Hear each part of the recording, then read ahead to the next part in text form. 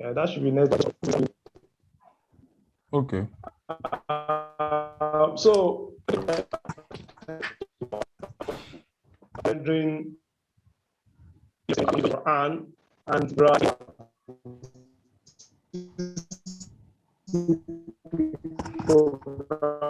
coordinator the registration from the global.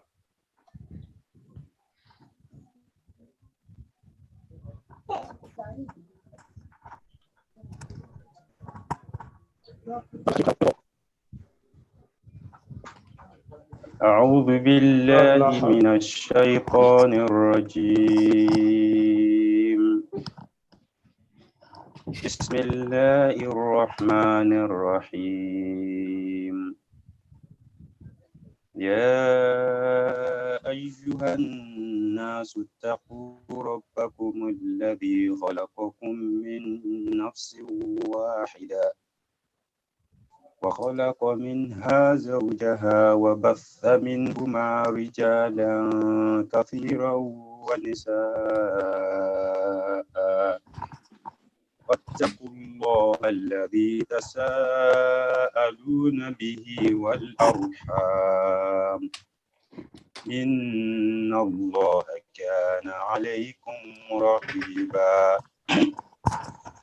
وآتوا اليتامى أموالهم ولا تتبدلوا الخبيث بالطيب ولا تأكلوا أموالهم إلى أموالكم إنه كان حوبا كبيرا وإن خفتم ألا تقسطوا في اليتامى فانكحوا ما طاب لكم من النساء مثنى وثلاث ورباع فإن خفتم ألا تعدلوا فواحدة أو ما ملكت أيمانكم ذلك أدنى ألا تعولوا وآتوا النساء صدقاتهن نحلة فإن طبن لكم عن شيء منه نفسا فكلوه هنيئا مريئا صدق الله العظيم. Allahu Akbar. We have the English version.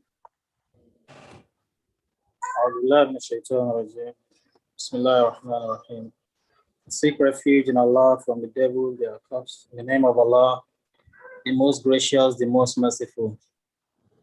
O mankind, be dutiful to your Lord, who created you from a single person, Adam, and from him, Adam, he created his wife, Hawa. And from them both, he created many men and women, and fear Allah, through whom you demand mutual rights. And do not cut relations of the wombs, that's kinship. Surely Allah is ever an all-watcher over you. And give unto orphans their property, and do not exchange your bad things for their good ones, and devour not their substance by adding it to your substance. Surely it is a great sin. And if you fear that you shall not be able to deal justly with the orphan girls, then marry other women of your choice, 2 or 3 or 4. But if you fear that you shall not be able to deal justly with them, then only one, or the captives and the slaves that your right hand possess. That is nearer to prevent you from doing injustice. And give to the women whom you marry their mahar, obligatory bridal money given by the husband to his wife at the time of marriage, with a good heart. But if they, of their own good pleasure, remit any part of it to you, take it and enjoy it without fear of any harm, as Allah has made it lawful. Indeed, the word of Allah is the truth.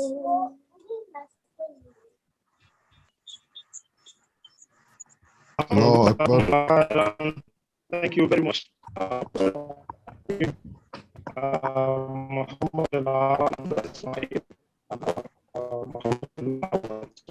For giving us the invitation and translation. I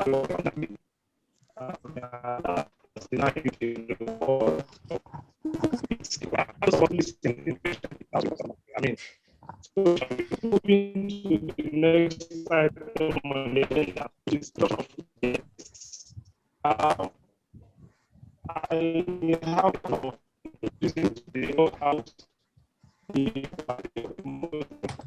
Huh?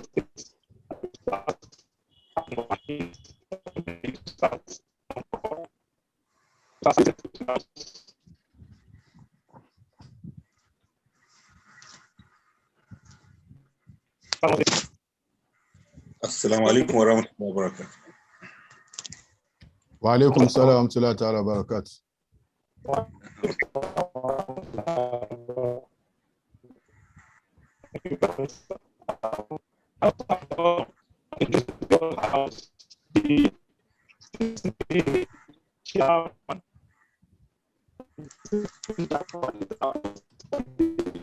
And I have to continue to be with him. So is the TCP chairman on call? I'm standing in for him. Stars on social media. I'm standing in for him. No.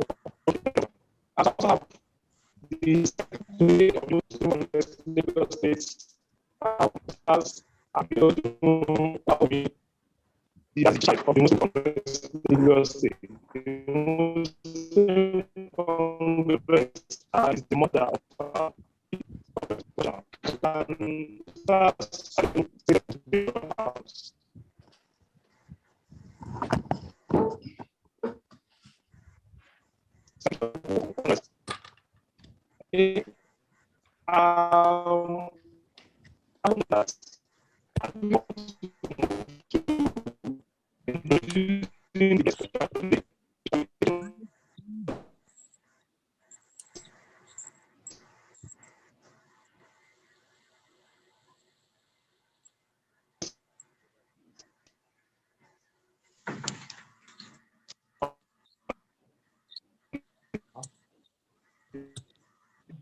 Your audio is not.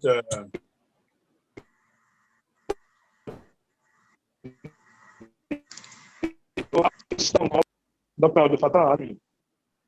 Naam, assalamu alaikum wa rahmatullahi wa barakatuh. Can you hear me? Can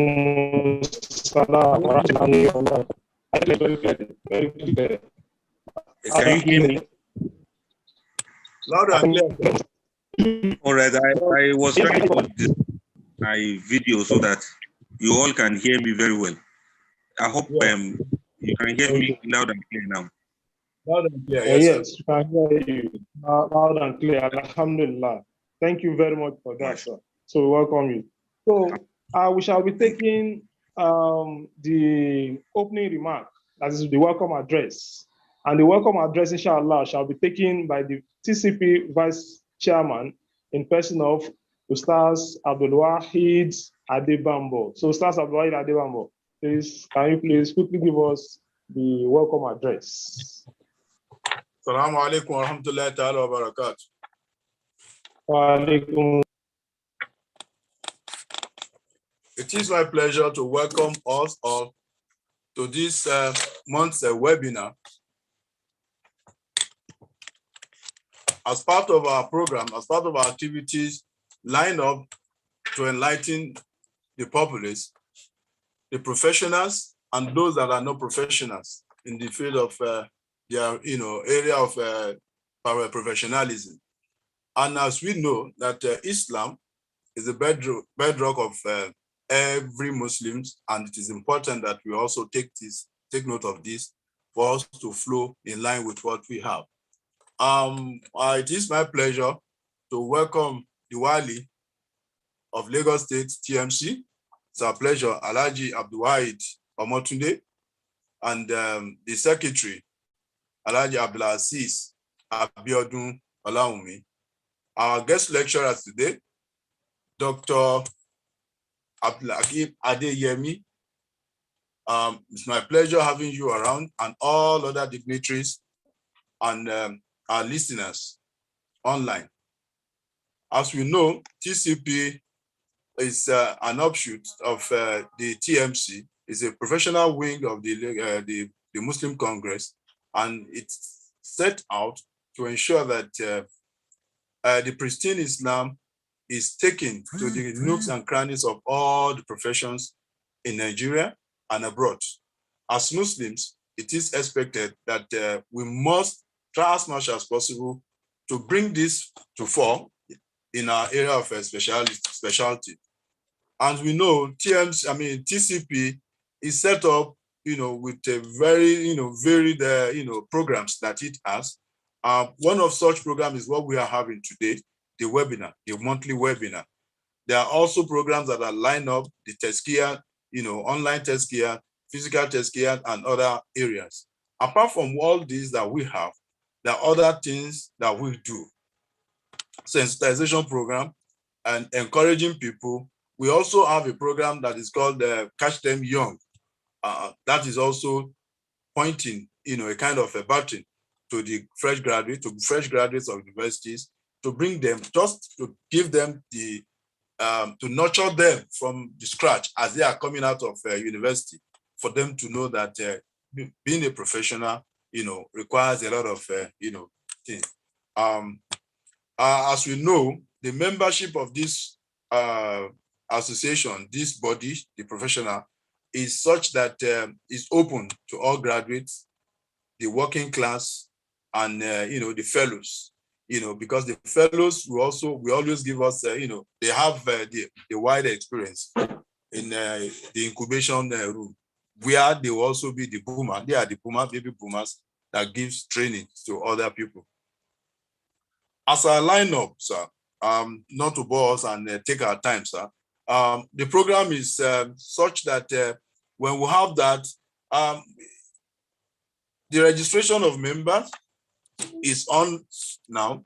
We have set out, various, strategies to ensure that the programs, members are registered, and we know that this program is not just a program that is, free of, we are doing it free, but then it will also require self-financing. We expected that whoever that also is part of this, a monthly subscription and other things that, we expect to do.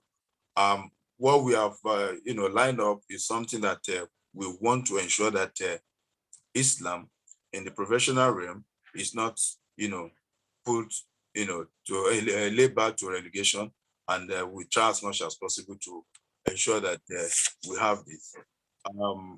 As we go by, the other program, the other things that we also need to send out to us for us to know, and the MC will also give us, some of those details, in the course of our program. I want to also keep it here so that we can quick start. Our time is, going now, so that the lecturer can have enough time for us to get into the details of the program. Thank you very much. Yeah, thank you very much, the TCP Vice Chairman, for that welcome address. May Allah continue to be with you. May Allah accept the welcome address you have given as an act of ibadah. Amen. Now, we shall be quickly moving to the next item on the agenda, which is the lecture proper. The lecture itself is titled Curbing Marriage Perversions, Polygamy to the Rescue. That is Islamic view, the Islamic view. And knowing fully well that the question of polygamy is one of those questions that are always agitating the minds of Muslims, not only the female folks, but including the young male folks. And for about 2 months or thereabouts, the TCP has been discussing marriage with us, things that revolve around marriage. The last time, even before the last, questions of marriage were also discussed. So this topic cannot be coming at a better time like this. And the TCP have tried as much as possible to invite a very competent and experienced person who shall be dissecting the topic this evening. And the person who shall be dissecting the topic is our dearest Dr. Abdul Fattah Adeyemi. Dr. Abdul Fattah Adeyemi is the CEO, Beinokum Family Counseling Center, Abuja, and as well as the director, International Center for Islamic Culture and Education, also in Abuja. So I have the honor of welcoming to the house our dearest doctor, and with the permission of the TCP chairman and the Wali of the Muslim Congress Lagos States, I want to invite our doctor to please start the lecture, and he shall be discussing it for the next 50 minutes to 1 hour, inshallah. So, doctor, the floor is yours. Thank you very much. Assalamu alaikum wa rahmatullahi ta'ala wa barakatuh. أعوذ بالله من الشيطان الرجيم بسم الله الرحمن الرحيم عليه ونعوذ بالله من شرور أنفسنا وسيئات أعمالنا من يهدي الله فلا مضل له ومن يضلل فلا هادي له وأشهد أن لا إله إلا الله وحده لا شريك له وأشهد أن محمدا عبده ورسوله. Once more, Assalamu alaikum wa rahmatullahi ta'ala wa barakatuh. Wa alaikum assalam wa rahmatullahi wa barakatuh. Alhamdulillah. We give thanks to Almighty Allah who has given us this opportunity. We praise Him and we thank Him and we seek refuge in Allah from the across shaitan, and we seek refuge in Allah from the evil consequences of our deeds. Whoever Allah has guided, there's none that can misguide, and whoever has gone astray, there's none that can bring back to the path of guidance except Allah subhanahu wa ta'ala. So we thank Allah over and over again for the grace and the blessing of Islam. Alhamdulillah alladhi hadana li hadha wa ma kunna linahtadiya lawla an hadana Allah. We give thanks to Allah who has guided us to this path. We never would have known the straight path if not that Allah has been merciful, very, very, to have guided us to this path of Islam. May Almighty Allah accept our efforts. May Allah accept our ibadat. Whatever effort we make on this path of the deen, may Allah please accept it. Whatever mistakes we make, may Allah please forgive us. May Allah continue to support us. May Allah continue to sustain us. And may Allah continue to bless us in all that we do. We also pray for Allah's acceptance of our prayers. All of us that are here gathered virtually, may Almighty Allah please, there's a blessing of Allah when Allah's name or where Allah's names are being mentioned. We pray that Allah will please look at that, that opportunity. May Allah please answer our prayers. May Allah grant our requests. May Allah overlook our errors, all of our supplications before Almighty Allah. This hour, this moment, this time, may Almighty Allah please answer our prayers. May Allah please grant our requests. May Allah please fulfill our desires on the right path. May the peace and blessing of Allah be upon the best of all mankind, Muhammad sallallahu alaihi wasallam, his household, his companions, and all believing men and women from now to the day of judgment. We want to look at the topic is about curbing marriage perversions and polygamy to the rescue. The topic is very broad, and I don't want it to be like I'm doing a lecture.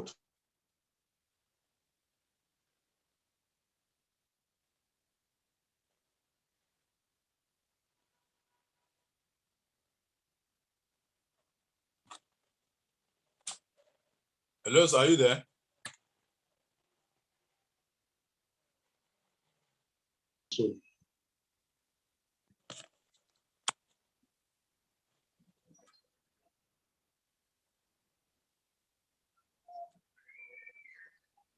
Doctor is still very much on call, so I think he only has network challenge.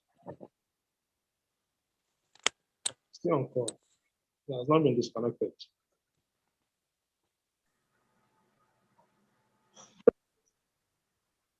Assalamu alaikum. Can you all hear me? I think the network. Welcome back.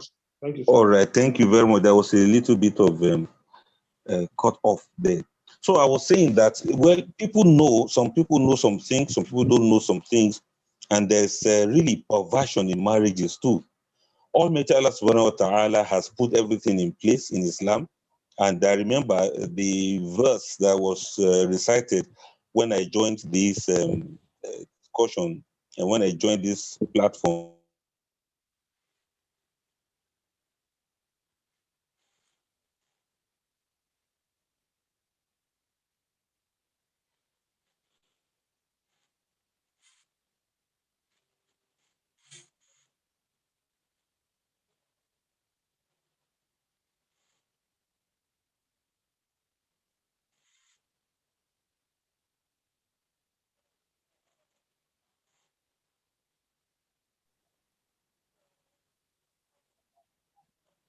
Please, can anyone confirm whether you can hear Doctor?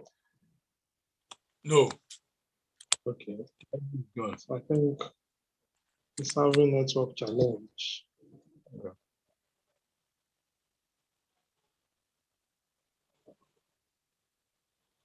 Please, let's give him some minutes. He's still on call.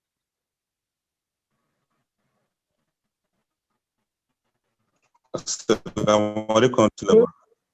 Wa alaikum salam wa rahmatullah. Assalamu alaikum. Thank you. I'm back again. So let me see if I can.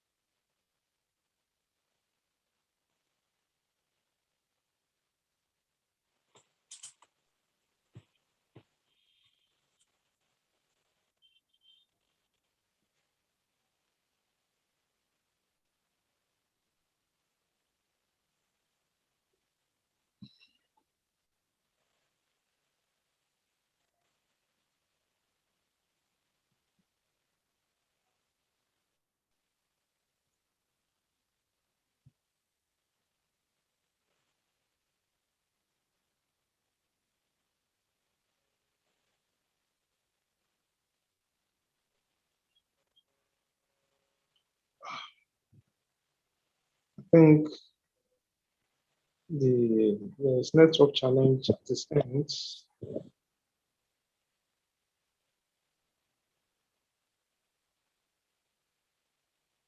I'm not sure it's still on call. Okay. Please, let's hold on a little bit. I'm very sure it's going to rejoin. It's going to rejoin, inshallah. So I think it has little network challenge over there.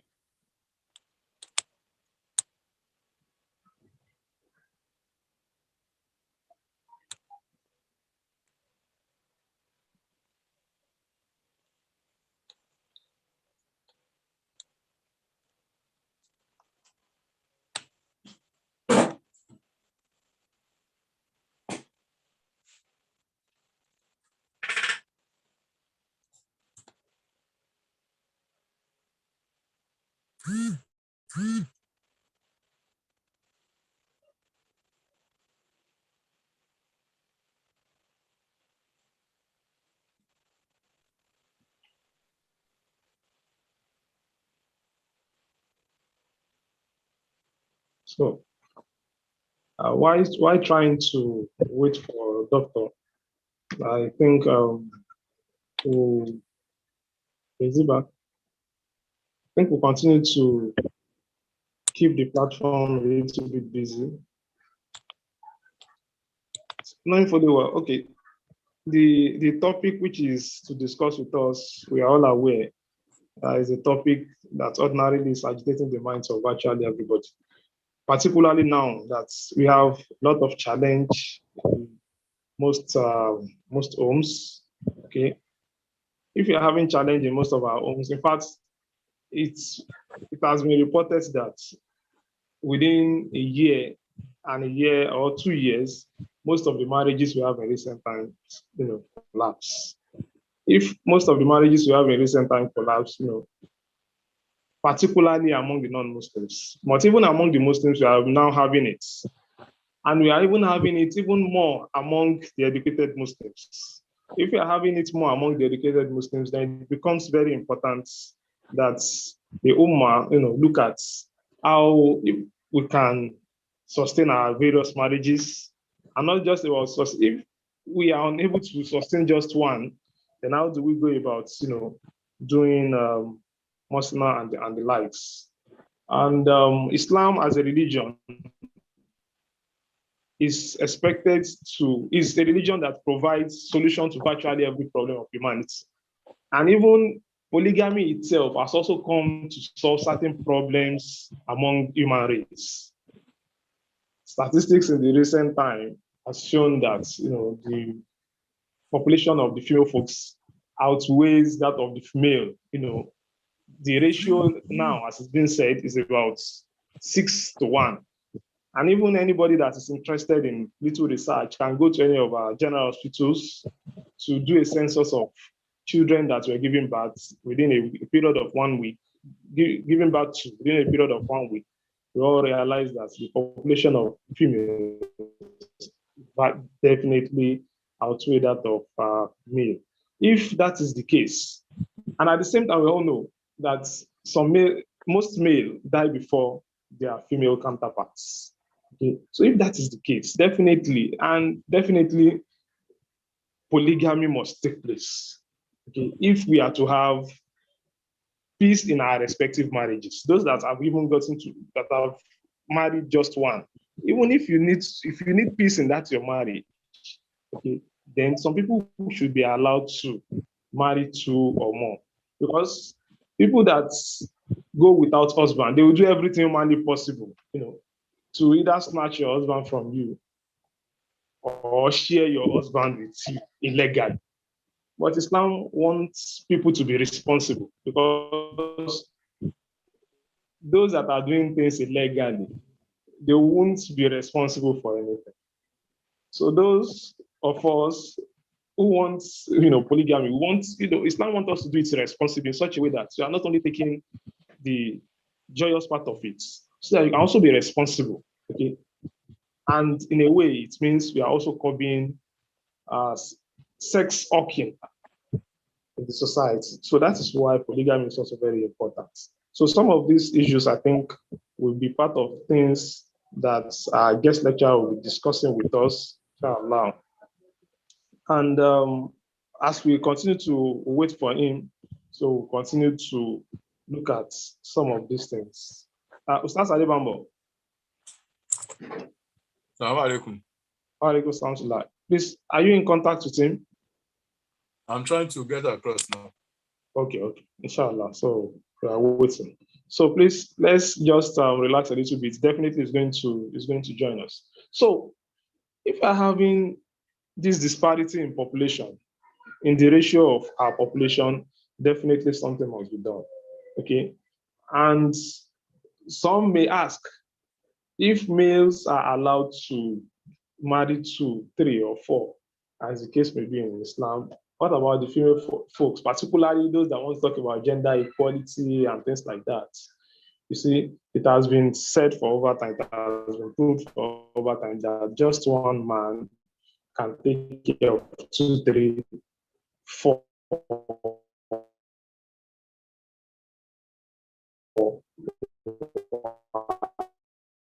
wives, but a woman, just one man is enough for a woman.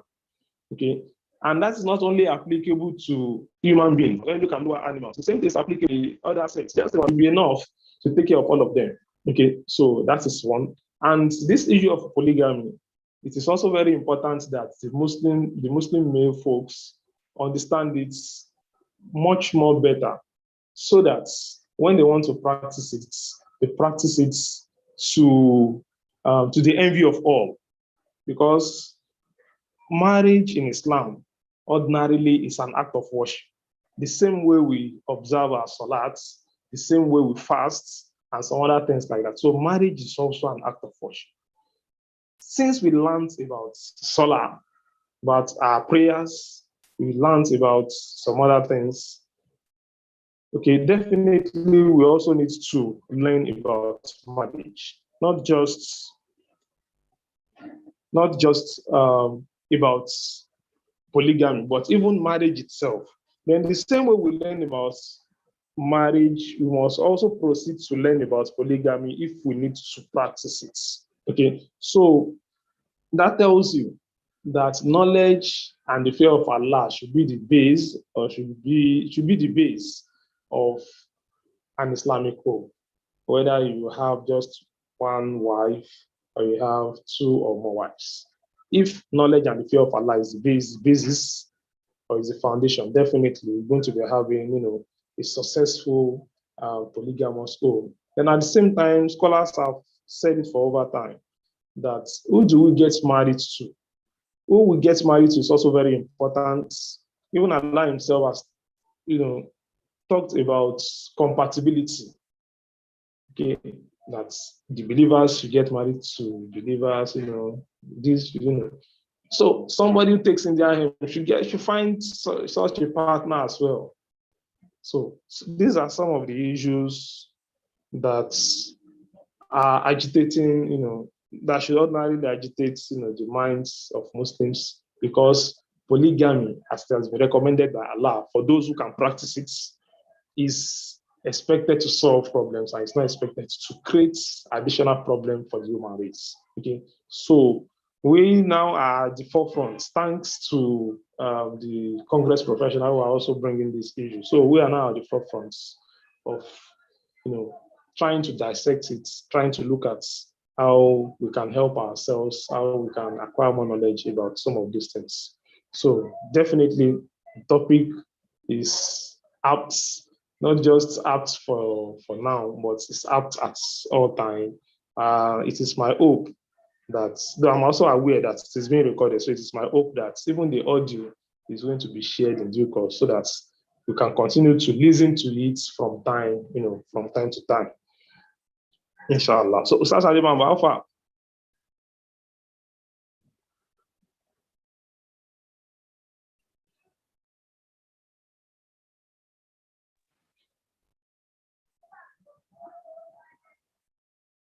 Ustaz Ali Bamba.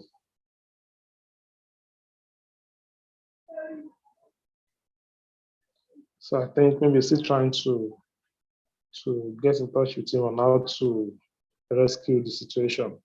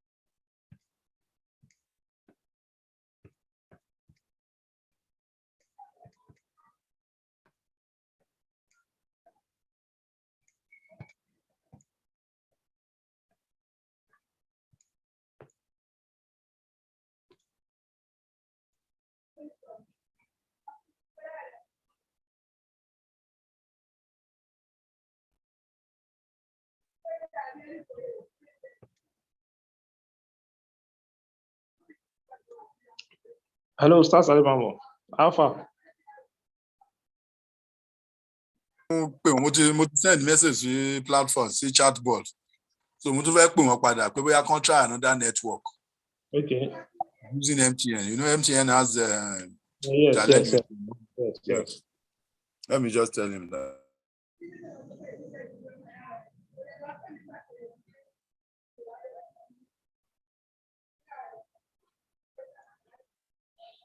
So inshallah, it's going to join us, very soon. Inshallah.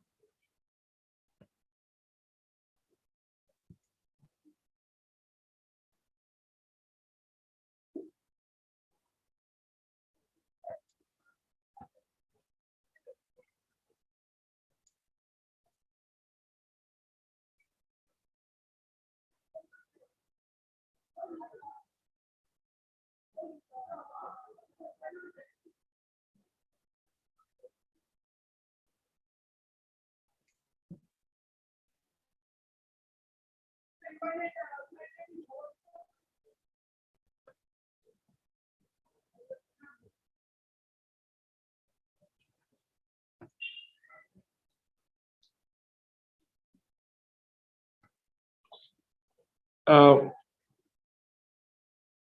Stars, please, are you on call, sir? Stars, Omotunde.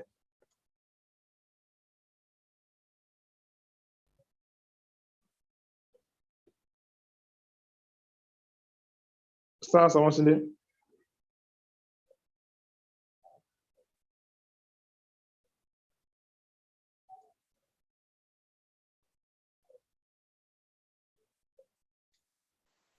Assalamu alaikum. Wa alaikum salam wa rahmatullahi wa barakatuh. Yeah, Stars. Thank you very much, sir. I think while waiting for the guest lecturer to join us, I think we should keep our listeners a little bit busy with one or two things. I know you are, as a scholar and as somebody who many consults on issues, particularly marital issues. Okay. Please, sir, can you just tell us some of the main issues, some of the central themes that you have observed that are affecting some of our marriages, as a result of your experience on the field?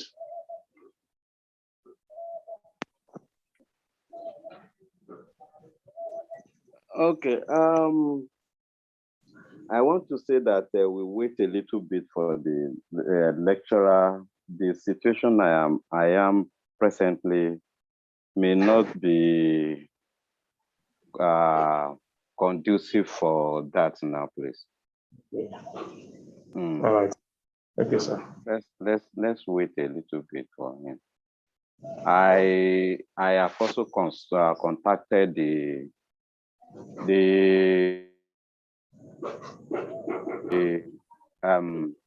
TCP vice chair, and he has told me the man is trying to resolve the situation.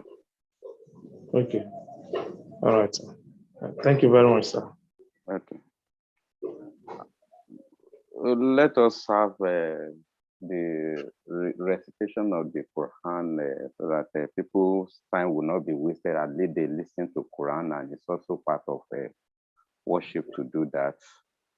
Okay. And Okay. we also appeal to them to bear with us. So, You're actually not in control of the network anyway. So it's All right, sir. yeah. ICT.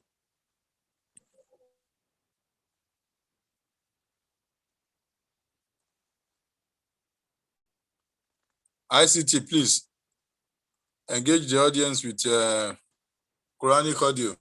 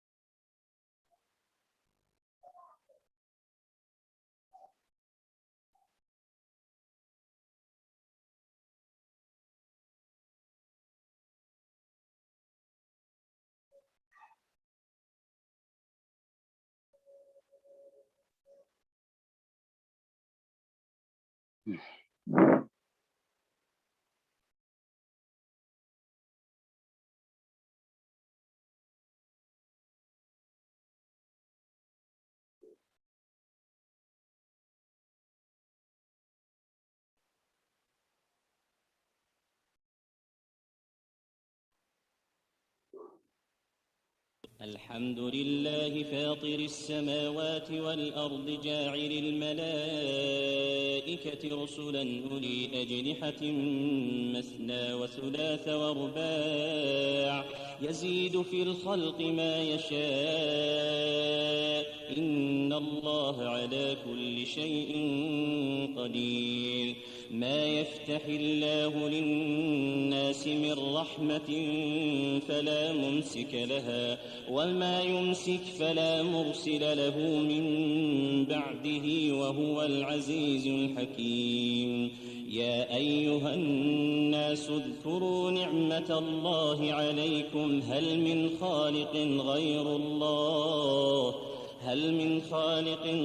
الله يرزقكم من السماء والأرض لا إله إلا هو فأنى تؤفكون وإن يكذبوك فقد كذبت رسل من قبلك وإلى الله ترجع الأمور يا أيها الناس إن وعد الله حق فلا تغرنكم الحياة الدنيا ولا يغرنكم بالله الغرور إن الشيطان لكم عدو فاتخذوه عدوا إنما يدعو حزبه ليكونوا من أصحاب السعير الذين كفروا لهم عذاب شديد والذين آمنوا وعملوا الصالحات لهم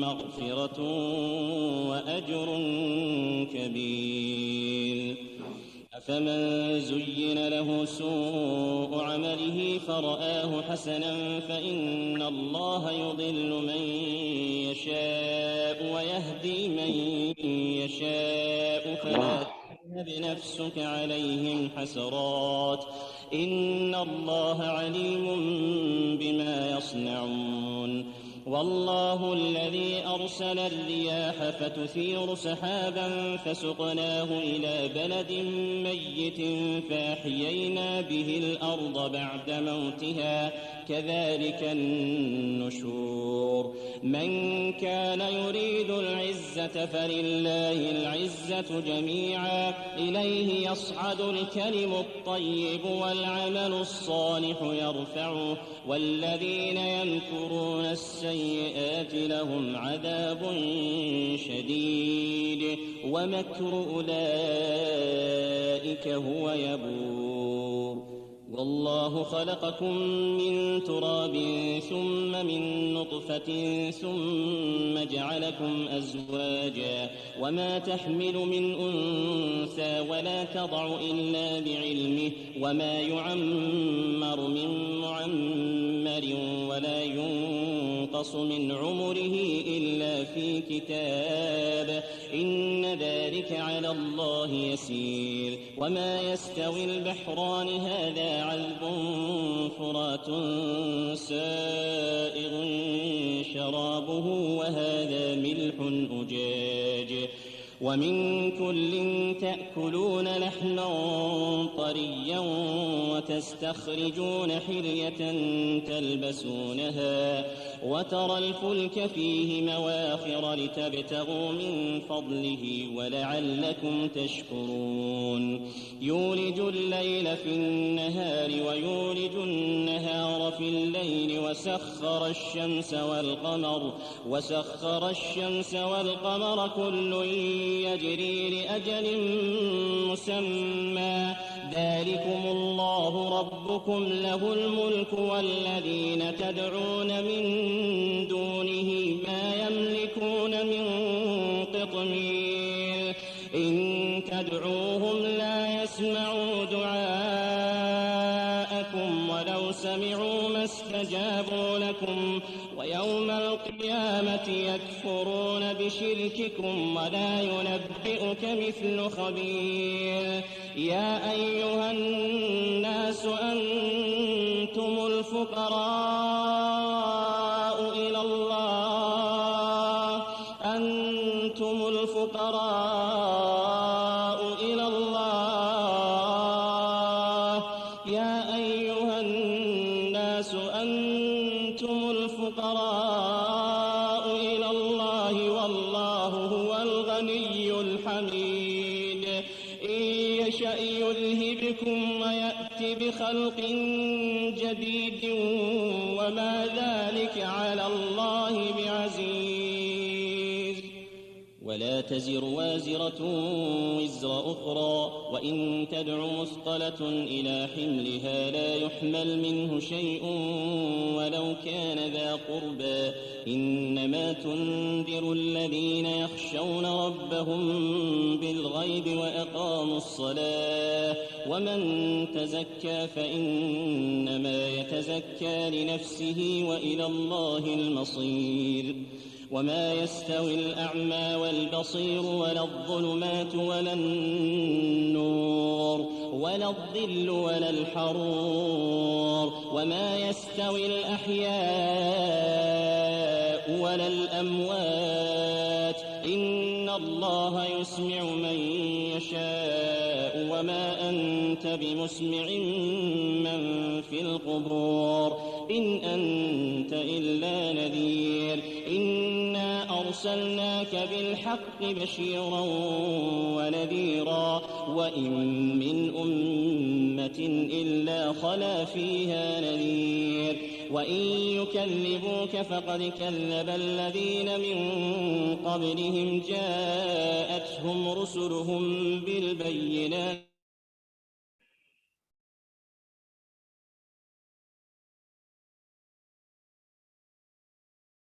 فكيف كان نكير ألم تر أن الله أنزل من السماء ماء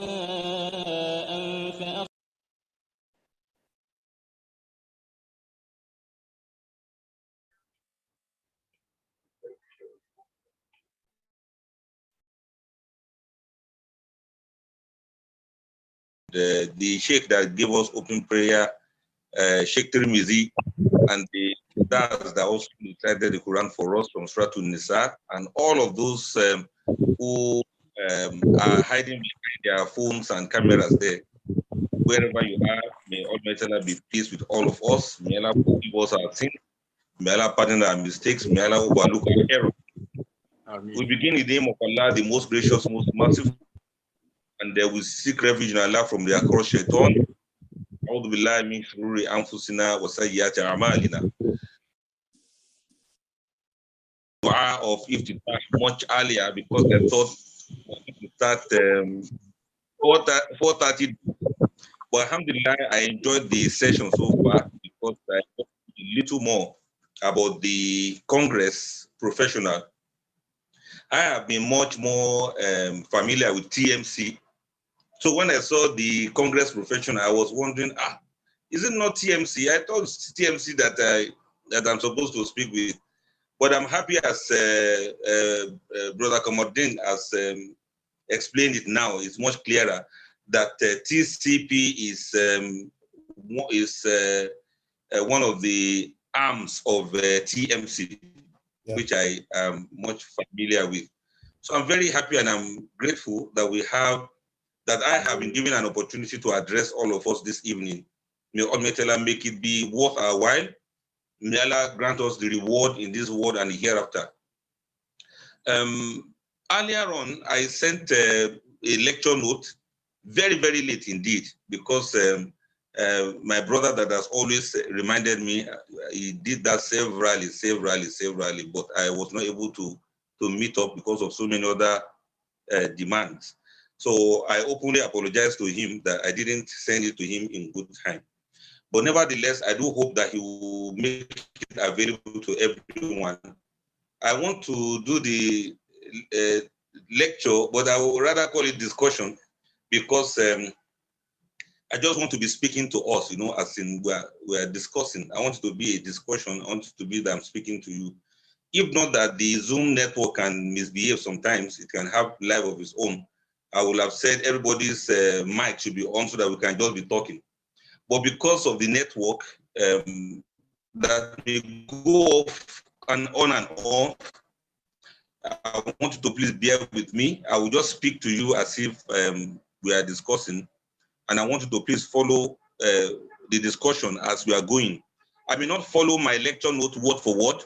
I just want us to have a broad understanding, a general view of what I'm going to say. And I also want to try to use examples that we can all relate with, and also to use scenarios that we may not forget, inshallah. I like it that after my lecture, people don't forget everything that I said. If anybody is tired or you feel sleepy or you are bored, please notify the MC to tell me to round off. But nevertheless, I do hope we are all going to have a nice time discussing this evening. May Allah forgive me for wherever I might be wrong in advance, and may Allah continue to guide us all aright so that we may say the best of what needs to be said. The caveat there is, if there's anything I say that is not in line with what Allah and His Rasul has put in place, please just understand that it is just me that is doing my thing. And if there's any part of it that is in line with what Allah has put in place, please find way in your heart to accept it and put it to the best of use. Let us So be sorry, the device had a life of its own. I've been trying to get back in since. I'm very sorry for this inconvenience. No problem. Alhamdulillah. So let's see what we can do before the thing starts misbehaving again. Jazakumullah khairan for your patience. Let me summarize what I was trying to say as follows. There are many reasons why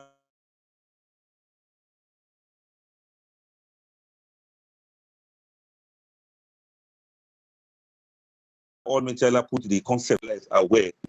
And because of that, Almighty Allah has put provision of polygamy in place for so many reasons. There are spiritual reasons, there are psychological reasons, there are physiological reasons, and there are also some sociological reasons.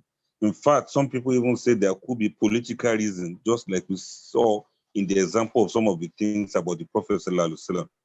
What we should understand now is, according to a lot of people, women are, when it comes to the ratio of men and women, there's a statement that when it comes to time, there'll be a ratio of 1 to 50 men to women that will be available in the society. But the reality is that some, as we speak now, are perplexed. Some are, ignored. Some people are so lonely in what they do. Some women are hurt by some of the problems they are faced in life. So many hearts are beating now. Some people have been, they look at it very well now. You see that there are many ladies that are single, very good ladies that are praying for Almighty prayers. With all of this now, we see that the ratio is very high, and everybody has the right to get married as much as Almighty Allah will provide for them. There's also the trauma of, or the problem of unacceptable suitors. Some people have gotten people they could marry, but as time goes on, they see that these marriages will not work. They will not even come to be. There are also those who are having the trauma of bereavement. Some people have they have become widows because their husbands were late. For one reason or the other, some people are divorced. And for one reason or the other, there are so many of those things. So whether a woman is married or single, there's always that fear, there's disappointment, there's this frustration, there's anguish, there's sadness, there's despair, and there's this dire need for companionship, which are all part of human conditions. Almighty Allah didn't create us all alone. Allah has instituted marriage in place so that man and woman can be together in the legality of Islamic marriage.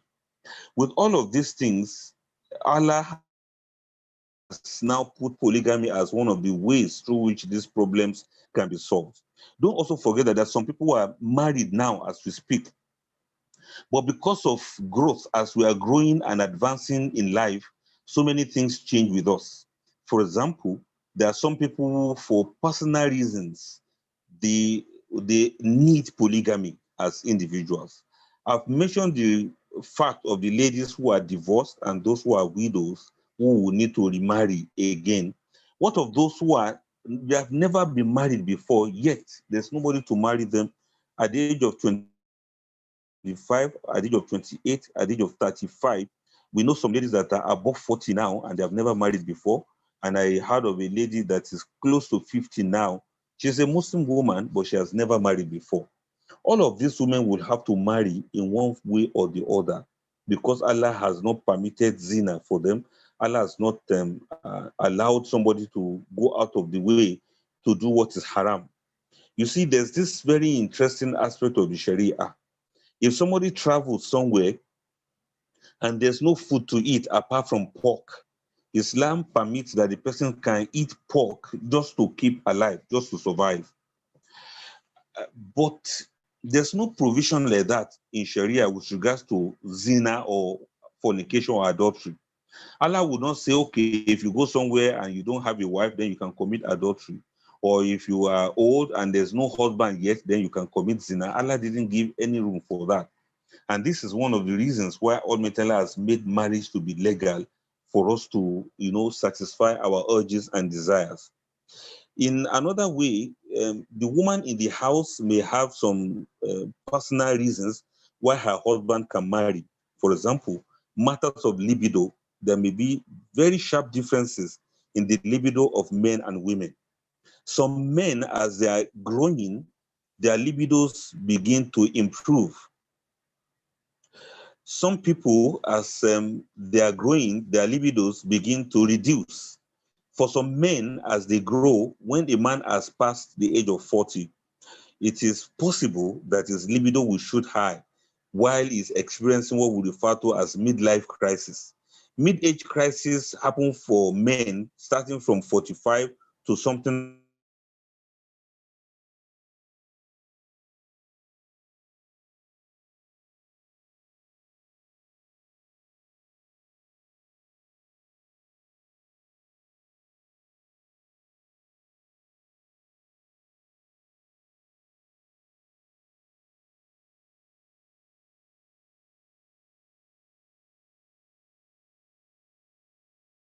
around 65. The mid-age libido of the thing from 45 to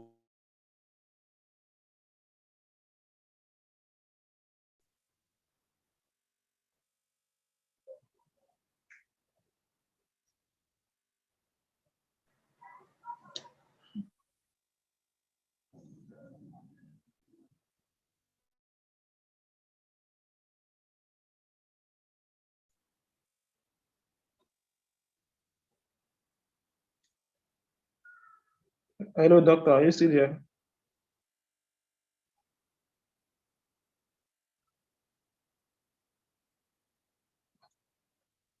Hello, doctor. Are you there?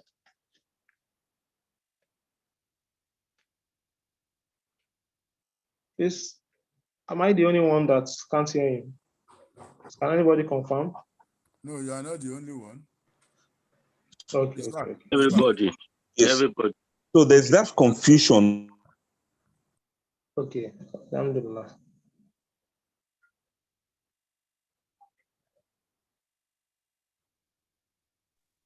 Yes, gone again. Again, yes. Doctor, if you can hear me, please, can you off your videos? Probably you'll be able to join us. Okay, let's try that and see the effect. It's still very much online. It's still on call. Still very much on call.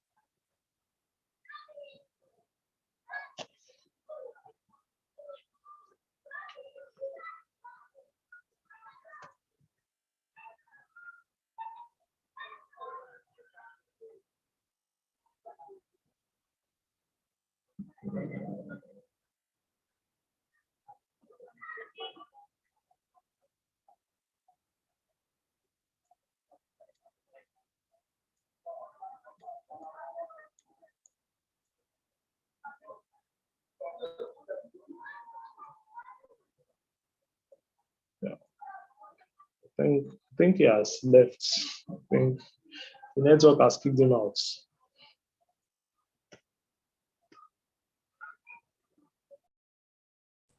Well, let's be hopeful that we'll be back shortly.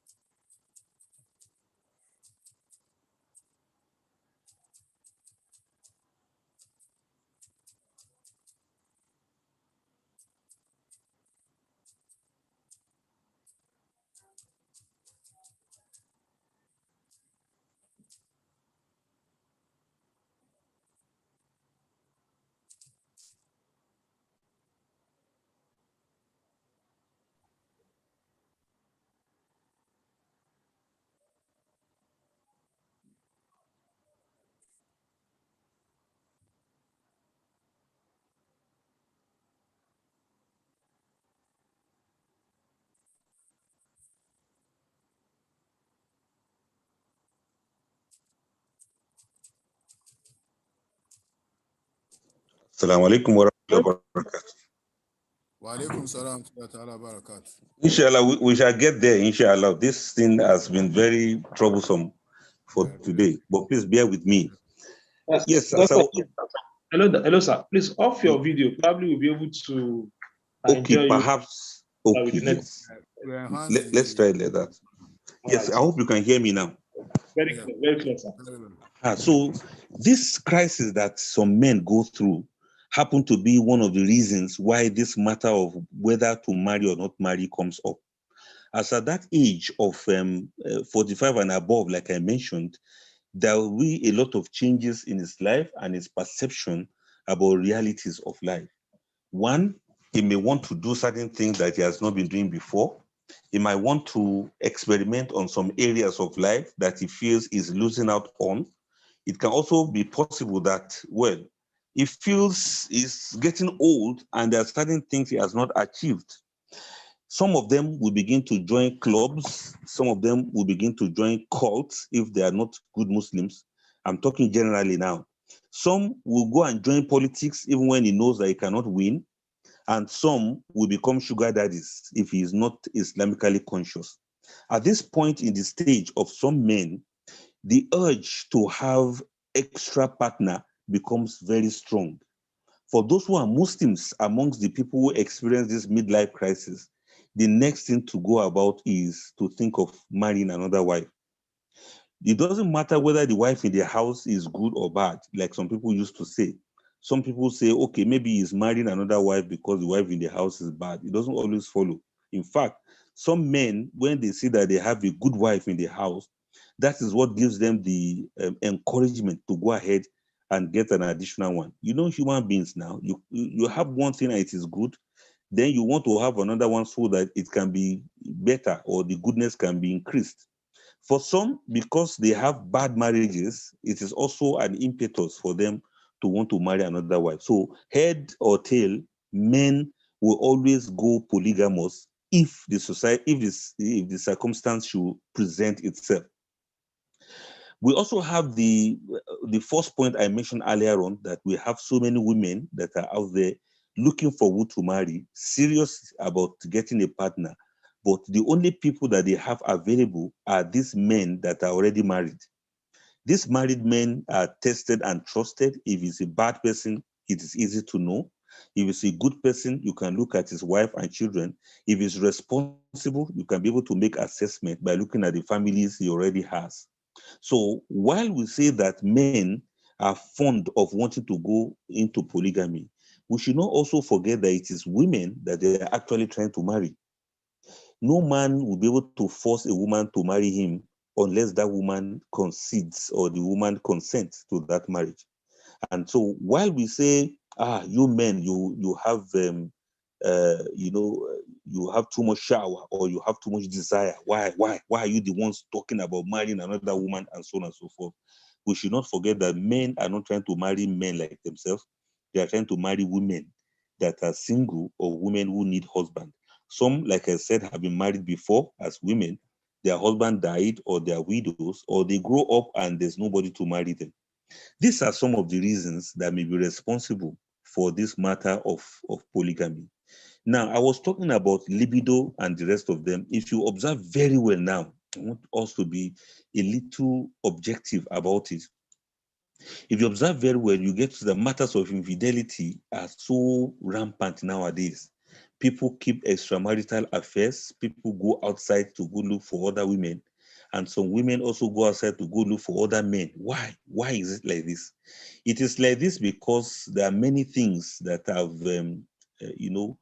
pushed people into this. One of them is accessibility. That is, the more access that people have to the internet and to reach the opposite sex, the easier it is for them to want to engage in matters of infidelity. We also have the matter of affordability. Some people are able to afford whatever it costs to be on the net to pursue potential sexual needs. And it is so bad now, brothers and sisters in Islam, that some brothers they don't even have the money to say they want to do extramarital affairs. It is the women who actually sponsor some of these men. It is the same women who will say, look, don't worry, if money is your problem, I have money. I can, pay some of your bills. I can assist you with some of my resources. I can even give you money. There are some women who can buy a house where they will house themselves so long as the man is ready to marry them. Or in some very bad cases, even when they are not going to marry, they keep each other as friends in haram. Then we also have the matters of anonymity on the internet nowadays. People can masquerade as someone else or hide their identity altogether to woo other people into illicit relationship. Now, these are some of the reasons why you see matters of, the man is a Muslim, he cannot commit zina, now he wants to marry, and then we have a lot of problems. With regards to adultery, or what people call extramarital affairs nowadays, some people go into this because they want to supplement a marriage. In some instances, the woman, as she approaches menopause, her libido may become very low. And in that regard, she is busy with other things. She might be a career woman. She may have a job. She may have little children, or maybe the children are grown up. For whatever reason, some men go into this to supplement a marriage. Some people, it's because they want to solve a sex problem in their marriages. So for a brother to solve a sex problem, the only thing that goes on in his mind is for him to marry another woman. So because he knows he cannot commit adultery. Some other people go into this in order to gather more attention to themselves. This is the time of his life when he needs his wife so badly. And this wife has a job, she has other things doing, and she's not going to be readily available for him as much as he wants. Some other people do this to seek revenge, or some people want to have more excitement in the marriage. So because of that, they go into either illicit relationship or they begin to think of getting married. Now, while we are saying all of these things, I'm saying it from the men's perspective to say, why is it that men go into polygamy as a rescue? Well, we have seen earlier on that because the women are there, those days, 6 men can be fighting over a woman that they want to marry her. Some men will even go diabolical against one another. Some men will go and be bribing the in-laws to be so that they can allow him to marry their daughter. That was then. But now you can have 6 women wanting to marry just one man. And this is one of the realities that we are faced now. Now, let me quickly mention the caveat now. I've mentioned somewhere else, not on this platform, but in another place where we were talking about polygamy, that people have different temperaments to this matter of polygamy. Iman aside, but temperament is very important. Some people don't even want you to talk about it at all as far as women are concerned. Some women don't want you to talk about polygamy. They are not ready to be party to the man's polygamy. And they have the right to reject. They don't want their husbands to marry another wife. And they have their rights to say they don't want. It's only if the man is capable of doing it or not. That is the other side of the question. Another reason some women will object to their husband taking another wife is they believe that these men have not been able to take good care of them well enough for him to think of another woman. Some women also believe that the man is being selfish. Okay, now you say that your libido is high, that you want to take another wife. What of me? What of the wife? What if the wife's libido is one that is much higher than that of the man? Yet the man is saying he wants to go and marry. Now you see, women who refuse, they also have their reasons for not wanting their husbands to marry another wife or marry other women. What if the woman is also desirous of a man? What if the man himself is not strong enough financially to be able to maintain the homes? What if the man himself is not strong physically to be able to handle more than two women? What if the man himself is not matured emotionally to be able to manage and handle more than one woman? When I say physiologically, some men, when it comes to sexual relations with women, they cannot, they don't have that power to be able to engage in sexual activity with women with that kind of frequency that is required when somebody has more than one wife. For example, I heard of a man who, whenever he sleeps with his wife, he will be sick for like 2 weeks. Anytime he sleeps with his wife, he'll be sick for 2 weeks because, you know, some men, if they have relation with their wives, in the next few hours, he can even say, okay, let's do it again. Some men, if they do this thing with their wives in the morning, by the evening, you can see ask for it again. Some men are so strong that they can do this thing with their wives several times during 24 hours. But some men are not cut out for that. For some men, if he should have this sexual relation with his wife, he will not be able to bounce back to life until after several days. And some men, it is natural for them not to have so much desire for women. So for these men, they can't come out to tell the public that, look, I have sexual limitations. That's why I'm not marrying. So I don't want us to generalize this matter of polygamy and assume that everybody should be able to do it or everybody must do it. Men that you see refuse to do polygamy, they know why they are not doing it. They have their reasons. And like I said, it may just be physiological. It may be that he doesn't have that power to satisfy the urges of women. Or maybe he's thinking of his financial thing, or maybe he's considering the extended family system. In some families, it is unheard of to say that you want to marry another wife. People say, what is wrong with you? Is anything wrong with the wife in the house? These are the kind of things that people will say whenever a man discusses matters of polygamy with extended family members.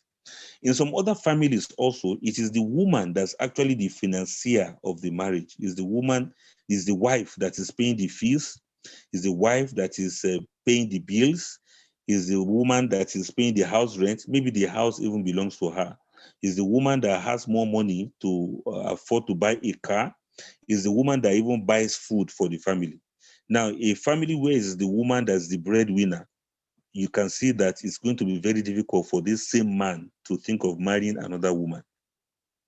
In up north here where I live, I've seen situations where the man doesn't have any money, he doesn't have any tangible job, yet he decided to marry another woman. And invariably, we realize that it's the new woman that he's marrying that's now the one that's also financing him.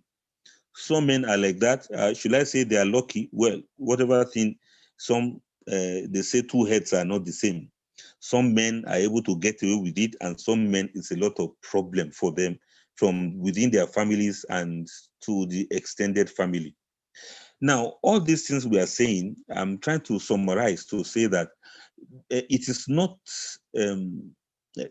everybody, it's not every man that should practice polygamy. And it's not every woman on whom polygamy can be practiced. Polygamy is not a kid stuff. Polygamy is a divine provision, but it's not a compulsory injunction. It is strictly for those that are able to do it, for those that are willing to do it, and those whose circumstances predispose them to opt for polygamy. Even with all of that said, some people are happy when they hear about it, and some people are indifferent about it. People have the right to their wills and their desires in order to practice Islam to the best of how they want to practice it. But nevertheless, it is meant to solve a problem. It is meant to, to augment the goodness of the Ummah. So I want to encourage those who are able to do so to go ahead and do so with the fear of Almighty Allah. When I say fear of Almighty Allah, this is what I mean. Don't take women for granted. Don't think it is something that you must do as at when you want to do it, without due consideration to the feelings and the and the emotions of the woman in the house. I want to encourage men to please fear Almighty Allah when they want to do this, and they should go ahead. If they have put everything in order, they can go ahead now and marry additional wives. If they do so, they are helping the Ummah to reduce the number of women that are single. If they do so, it's also an act of ibadah for them to do so. And if they do so, they should do it utmostly for the purpose of worship of Almighty Allah. And they should also be able to provide as at when due for these women. Financial provision is very essential. Material provisions are very important. Let me use this word. Sexual provision is also very, very important. May Almighty Allah make it easy for the men who are able to do this to go ahead and do so. If there's any man that's not able to do so, it is not a weakness on the part of the man. It is just that he has to consider a lot of things before he can go into this polygamy thing we are talking about. Many marriages are perverted now sexually. There are some people who are addicted to pornography in their marriages. Sometimes it is the husband, sometimes it's the wife. There are many people who are addicted to masturbation now. Sometimes it is the man, sometimes it's the woman. If the man is not available to satisfy his wife, you see in many cases women go into masturbation to satisfy themselves. In some marriages, we have this problem of infidelity, like I said earlier on. There's emotional infidelity and there's actual infidelity. Sometimes there are virtual infidelity. All of these are problems that are bedeviling the people nowadays. Because we are Muslims doesn't mean that we are immune from some of these evils and dangers in our society. We must ensure that we avoid things where we should avoid them. Let no man make himself predisposed to infidelity in the name of polygamy. You may say you want to marry a woman. Please don't commit zina, don't commit adultery in the name of saying, okay, we are going to, I'm going to marry her, that's why I'm doing this. I also want to finally reiterate the fact, and this is very important, that polygamy has been designed to favor women, not to favor men. Do you want me to say this again? Polygamy has been designed to favor the women, not to favor the men. It is the men who are to carry the responsibilities of polygamy in order to take care of the women that are out there that need husbands to marry. It is the women who can marry any man that they want, so long as that man doesn't have up to 4 wives. But a man cannot marry any woman that he wants, so long as the woman is already married to another person. The reality of what we have now is there are so much distractions, there's so much shahwa, there's so much emotions that are flying around. And women have the right to get married and to remain married too. If the woman has found a man that is responsible enough, that can take care of her needs in all of these areas we have mentioned, then the Sharia has permitted her to go ahead and marry the man, even if the man already has a woman or a wife already in the house. In other words, polygamy is to favor the women to ensure that everything goes well. So what should a man do if he is married to a woman and this woman refuses that he should marry another woman in addition to her? The man has various options. Number one, he can go about it forcefully. Of course, there are consequences, terms and conditions apply. Number two, he can settle this matter amicably by letting the wife see reason and understand that this is what he wants to do. Number 3, he can carry the wife in the house along so that she will be aware of what he wants to do, so there's no hanky-panky. Number 4, he can do it without her knowledge, and that is, he will go ahead and get married to another one without informing her. And which other option do we have? Any of these options can.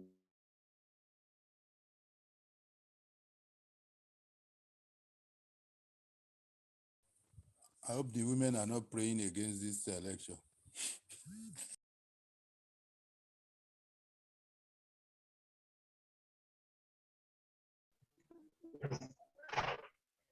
Men and women who have already have daughters should understand that there will come a time when their daughters too will have to get married. I have seen this play out in real life. There was a time about 15 years ago when I used to talk a lot about polygamy. In fact, I used to talk about it a lot, to the extent that even if you ask me to come and do lecture about death, I will still mention polygamy. If you ask me to come and do lecture during a naming ceremony, I will talk about polygamy. If you ask me to come and do lecture during wedding ceremony, I will talk about polygamy. If you ask me to come and do lecture in a graveyard where a person is being buried, I'll still do polygamy. So I got a lot of criticism from people about this. And unfortunately, guess what? The people that criticized me most then were the women folk. Allahu Akbar. They are the women folk who really attacked me a lot on this matter of polygamy. Now, fast forward 10 years after, the same women who were against me talking about polygamy were the ones who were saying, Ustaz, our daughters are grown up now. Help us look for husbands for them. I was like, but the same you that never wanted polygamy the other time, you are talking about looking for a husband for your daughters. What if the men available are already married? Then they were looking at me and saying, well, that was then, but now we have seen that there's nothing wrong in a woman marrying a man of her choice, even if the man is already married. Now, if we don't accept it now as an ummah solution, then there will come a time when it's going to be very, very difficult for us to adjust. I also made something that looked like prediction the other time. That's about almost 20 years ago. May Allah forgive me, I'm not supposed to predict about future, but I expressed my fear about the future. I said there will come a time when 3 women will gather themselves together and they will come to knock on the door of all of you brothers with one wife.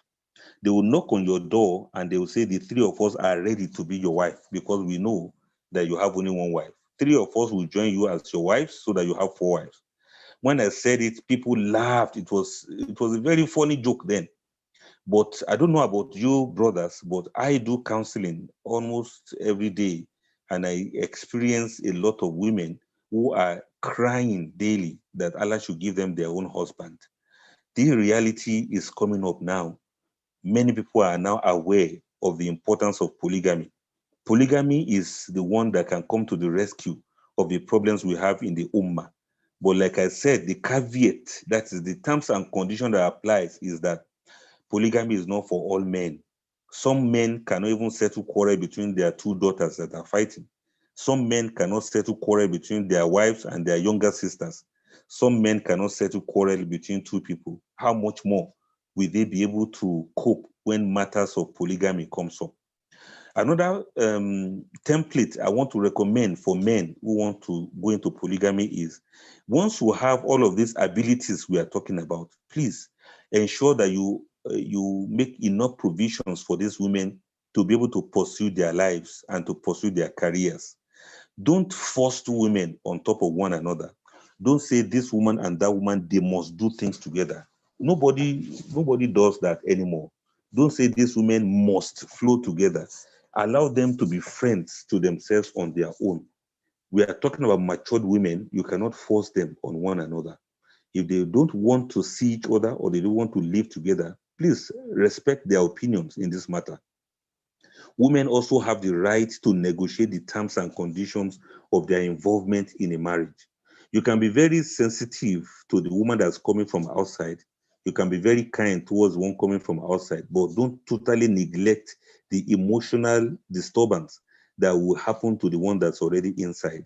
She's a human being, and she also has her right to behave however she behaves. In fact, you can't even use that behavior to judge her iman. Don't say, Abba, sister, I don't have Iman anymore. Why are you saying no to polygamy? No, she has her Iman. But this emotional side of life is something that is very difficult for so many women to cope with. So please respect them. Don't compel them. Respect them. Don't make life difficult for them. Respect them. Try to appeal to them. Respect them and try to have some form of conversation or negotiation with them in such a way that eventually everybody is going to be happier for it. May Almighty Allah make it easy for all of us. I also want to plead to the lady that is coming from outside that she understand that it's not easy for a woman to be imposed on another woman. The woman coming from outside should please fear Almighty Allah. Don't turn the head of the husband away from the wife that's in the house. Don't come in and disrupt the peace that has been between them before you came in. And don't come in and want to lord over the two of them. Don't come in and, what do they call it? Confiscate the husband only to yourself. There can be excitement, there can be happiness that Allah has answered your prayers. But please, do not let answer to your prayer be a source of brokenness to another person. And for the man that is trying to go into polygamy, this is a very, very serious matter. It's not a child's play. It's not a kid's stuff. This is not something you go about and be boasting to people that, yes, I have more than one wife. It is not a joke. It's not something you laugh and joke about. It is a very serious responsibility for this world and for the hereafter. So I want to appeal to the man to be very cautious of the choice of the other woman he will be bringing to the house or he'll be marrying in addition to the wife in the house. I call the wife in the house resident wife. If the resident wife doesn't want to stay or live together with your new wife, please respect her opinion in this regard. The way our own fathers did it those days is not the same way that we can do it now. I also want you to please try, as a man that is marrying another woman, you need to be strong emotionally so that women will not play with your emotion. Financially, it's also very important. And family matters are also there. It's not every member of your family that will agree with you that you want to marry another wife. So you have to be a man of his word. You have to be strong. You have to be matured. You have to be upright. You have to take your deen seriously. And you have to show it that you are doing this for the sake of Allah, not just for shower, not just for enjoyment, not just for, okay, I have a spare wife. Another wife is not like a spare tire. Another wife is not like, like a show-off status of a thing. You don't owe anybody any explanation to start explaining yourself here and there. And please, brother, you don't need to explain why you are marrying another wife to any human being. You don't want people to look down on your resident wife as if it's because she's inadequate. That's why you are marrying another wife. Please protect her honor, protect her dignity, ensure that you don't expose her weaknesses. Like some men, when they want to toast another woman, they'll be talking about all the faults of the resident wife. This is wrong. It's a very, very bad approach. The new wife you are telling all the secrets of the resident wife to, she will come in and she will discover a lot of things by herself. It shows a lot that you as a man, you are not matured enough to marry more than one wife. So please, let everybody fear Almighty Allah in this regard. I like the topic again because the word polygamy was attached to rescue. The topic says polygamy to the rescue. Polygamy is supposed to be an advantage. It is supposed to solve a problem. It is supposed to rescue some people from certain situations. So it is not a thing that is just for pleasure or for the fun of it. There must be very good and tangible reason behind the practice of polygamy, so that when we meet Allah in the day of judgment, at least we can ask Allah's forgiveness wherever we have gone wrong. And may Almighty Allah forgive us and continue to guide us aright. Please permit me to stop here so that I will give room for question and further clarification. Because like I said, polygamy is a very, very broad topic, and we cannot just cover it within this little time that we have. I will stop here, inshallah. Wassalamu alaikum wa rahmatullahi ta'ala wa barakatuh. وعليكم السلام ورحمة وعليكم الله السلام ورحمة الله وبركاته. At-Takbir. الله أكبر. Allahu Akbar. I will give Allah, who has made the lecture possible for our doctor to deliver this evening despite the hiccups, but eventually Alhamdulillah, we're able to listen to the lecture and even the counseling part of it. When a counselor speaks, every individual is expected to listen, and the counselor has spoken. He has counseled the man who intends to go into polygamy, has counseled, the woman, the resident, yes, wife, like he said, and even the one that is also coming in. May Allah continue to reward our guest lecturer. We say Jazakumullah khairan for that soul lifting lecture. Thank you very much, sir. So because of our time, we quickly go into the next item on the agenda, although there is a provision for question and answer. I already have a question, by one of our sisters. So I'm going to read out the question, but that's not the next item for now. The next item on the agenda is donation. Quickly take that before we take questions and answers. Do we have Rudin, Animation, the TCP Finance Manager on call? Assalamu alaikum wa rahmatullahi wa barakatuh. Please quickly help us to take the donation. Thank you very much. We thank Almighty Allah who has been with us from the beginning of this webinar up to this extent. We adore him, we glorify him, may he accept our thanks. As in respect of project of this nature, the Congress Professional TCP, we have come on board as a professional to actually impact positively on the political, social, economic life of the professional, particularly all over the world and particularly in Nigeria. As respect in nature, as a gas project of this nature, we all know it requires human and material resources in order to carry it out. So this is why we are using this opportunity to call on us now, as at this moment, that we need your support to come in as members, to come and contribute your own intellectual, contribute your resources, contribute your human resources, and also to contribute your financial resources towards making this project a success. And we believe that your own contribution will also help in taking TCP to the height in which we have estimated we are going to take TCP to. So this is where we're going to be, you've been seeing on the screen, that's our bank account for your financial donation. Very soon we'll be sharing with you our membership platform for you to become a member of this platform. As Allah has said that He enjoins you to contribute, to come into His own work with your work, with your life, and with your wealth. Allah did not say with your life or, Allah said with your wealth and your life. So this project cannot be completed except we come in with our human resources and with our financial resources. And we pray Almighty Allah continue to guide us, continue to bless us as we contribute to this project. Assalamu alaikum wa rahmatullahi wa barakatuh. Wa alaikum assalam wa rahmatullahi wa barakatuh. Somebody is asking, sir, Brother Shakiruddin, somebody is asking, what are the projects? The project, well, as I've said, the project of TCP is numerous. For example, this webinar is one of our projects. Also, as part of our project, we have an enlightenment program which we call monthly professional forum, which we are going to establish physical places in about 5 districts of Lagos State. It's going to be a monthly program. And if you look at the cost of even monthly on a minimum basis, we're going to be spending about 100,000 per each district. And if you bring that together, about 5 districts, that's about 500,000. And if you are talking about in a year, you are talking about 6 million naira.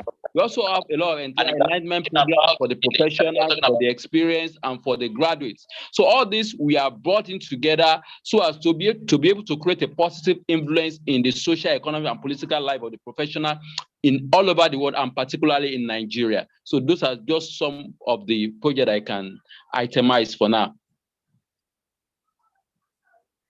Yeah, thank you very much, the finance manager. You are really a finance manager. Thank you. Now, we'll quickly go to question and answer session. The first question that we have. Hello, doctor, are you there, sir? Yes, I'm here with you. Okay, thank you very much, sir. I think somebody needs, little advice from you. He said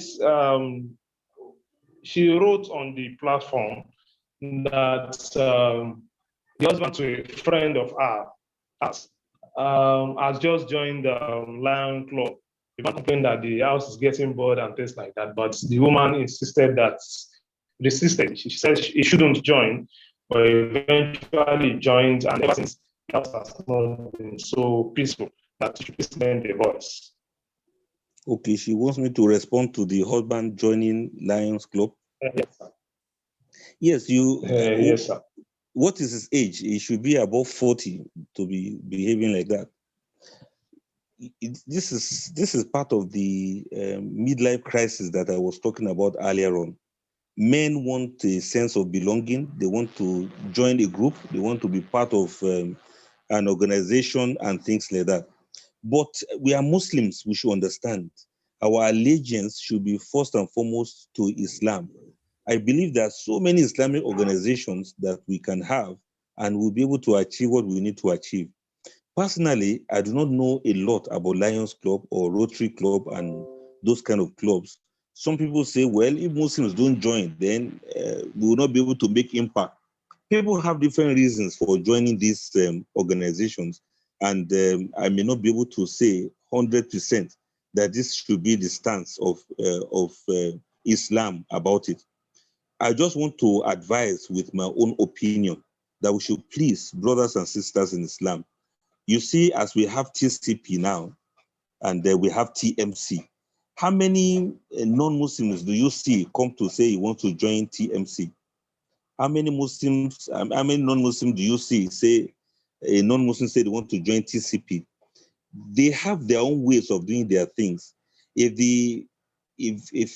they can tell you that it is secular, they can tell you that it is not religious. But what is the business of a Muslim with something that is not religious? We cannot remove Islam from our lives. We cannot remove what is halal from our lives. We cannot have the religious part of Islam or the irreligious part of Islam. If this brother has a reason for going there, only Allah knows. I'm not to judge him, but I'm just speaking from my own opinion that Muslims need to join together to foster the development of the organizations that are ummatic in the sense of it. The TCP is there, the TMC is there. There are some other Sunnah organizations that we can put our resources and our times into, so much so that we begin to achieve much more than whatever Rotary or Lions Club is trying to achieve. This is my own opinion, and I pray Almighty Allah should guide us all aright in this matter. But like I said, I do not have any fatwa. I'm not a scholar enough to say that what he's doing is haram. I'm not a scholar enough to judge him on his decision to join Rotary Club. Lions Club.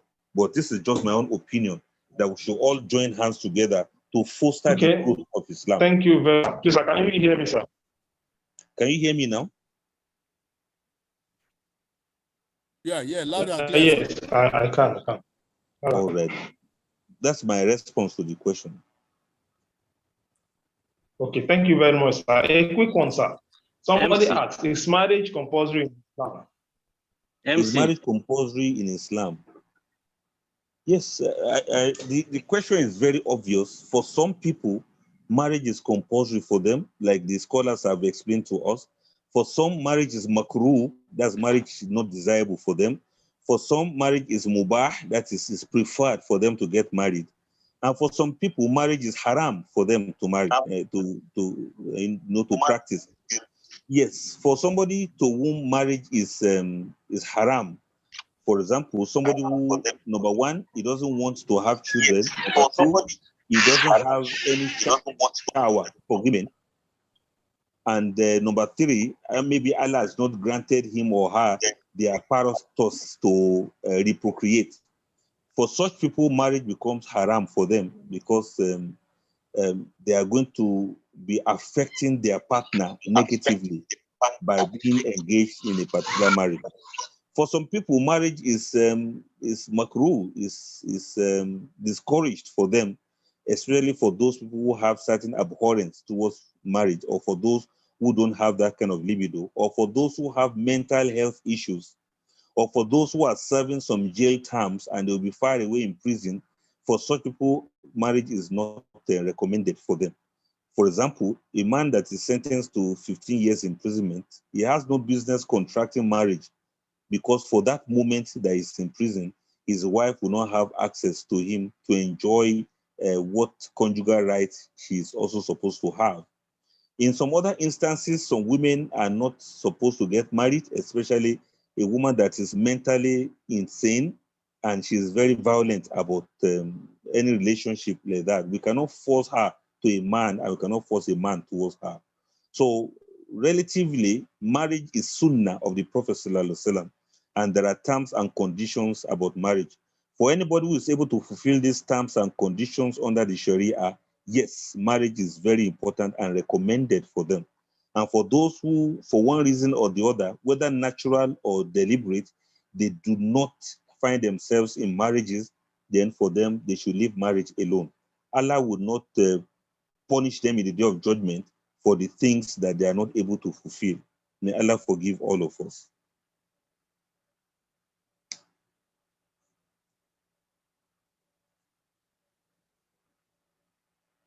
Assalamu alaikum.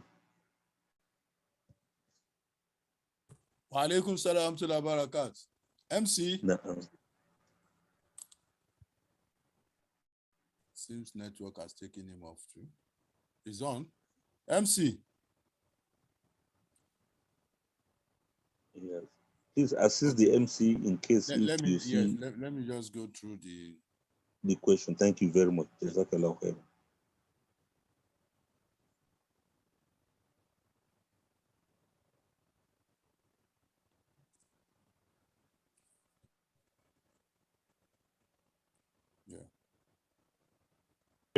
Oh, hello. Doctor, can you hear me? Now, I can hear you now. Okay, take it. Can you hear me? Yes, okay. I can hear you. Alhamdulillah. Okay, alhamdulillah. Now, so what we do is we want to take the responsibility, want the response to be very short because of time. So I'll be reading the questions one after the other. Somebody said, what is the minimum years between taking of first wife and the second wife? That is there a specified number of months or years that ought to be between first marriage and the second one? Okay, the time difference should be the time it will take for the man to be stabilized in taking another wife. If he's able to marry the two wives on the same day, Sharia is not against it. And if it's going to be 2 years or 5 years interval, depending on the time it will take him to be stable enough to take in another wife. Some it is 10 years, some it is more, and it can be less. There's no specific rule that this is the number of years it must be. Okay, now, alhamdulillah. Thank you very much, sir. Now, another one, sir. What is asking, can a man who is unable to pay zakat, that is, who has not gotten to, whose wealth has not, gotten to the stage of a sum, can that person venture into mutsina or third wife, Yes, you can even have the preconditions for zakat has nothing to do with polygamy. In fact, he can even be given zakat so as to assist him in getting extra wife, if that is what he has to do. So the nisab of zakat is totally different from his ability to get another wife. If because he's marrying another wife, he is not able to give zakat, Allah will still reward him for the reward of getting married, but he may not get the reward for zakat. They are two different things entirely. So if we have to wait for all men to get ready to be able to pay zakat before they marry, what is going to marry to the widows? What's going to happen to the divorced women? I know of a widow who got married at the age of 23, and the husband died when she was 3 months pregnant for the first child. And this lady, she's now about 38 now. No man has shown up to marry her. Maybe the men are busy looking for zakat. But what I want to say is zakat and polygamy, they are two different things entirely. Thank you very much, sir. So like I said earlier, we're making the response, very short because we have, it seems women are on this platform, so they are asking us a lot of questions. Now, yes, another please. One, sir. Is it allowed for a man to go for a divorced person or a widow instead of a single lady? And there is another clause there. The person said, probably because of finance or physical strength. to satisfy a single lady.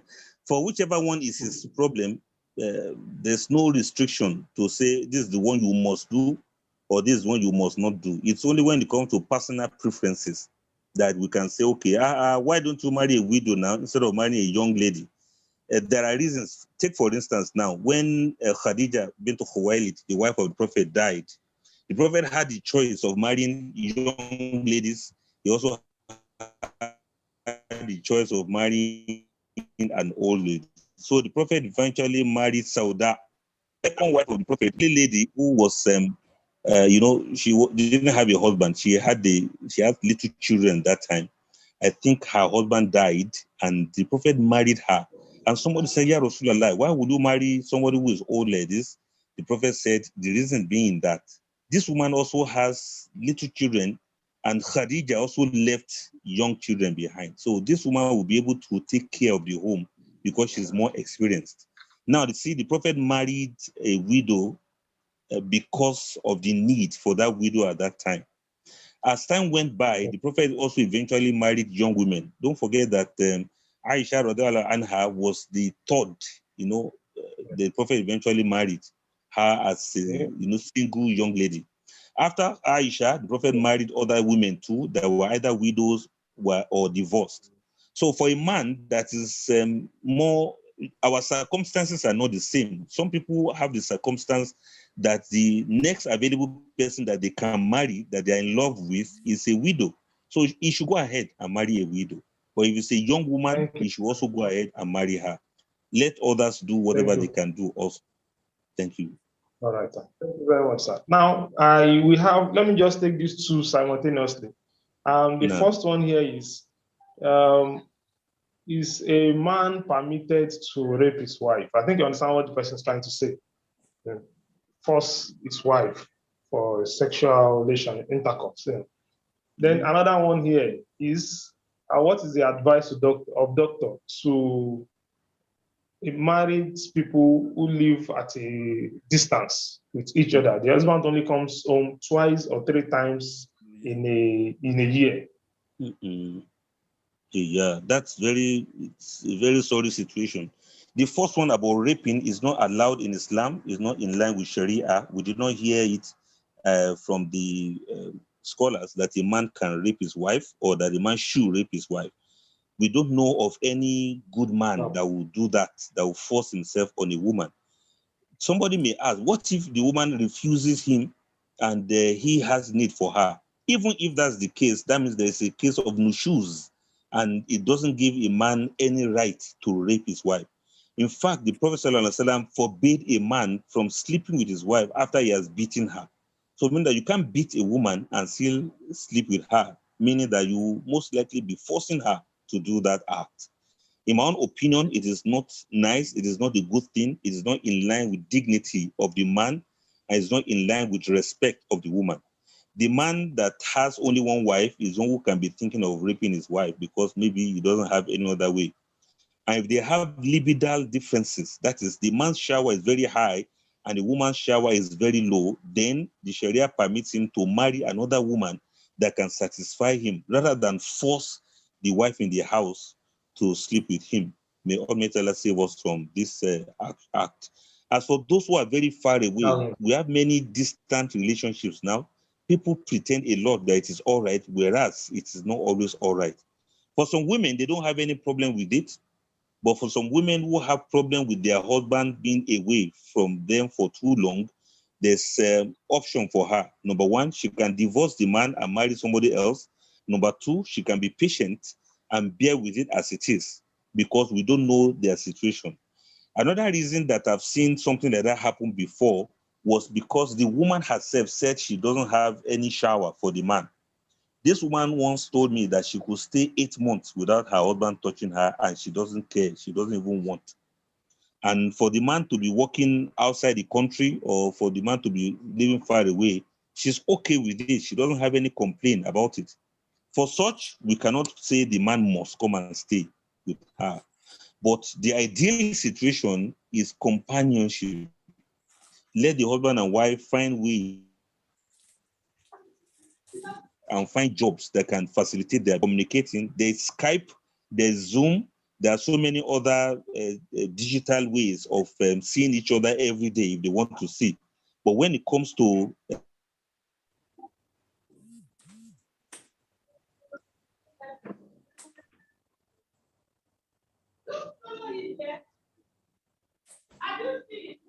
But if it comes to satisfying his wife, he cannot send somebody else to do it on his behalf.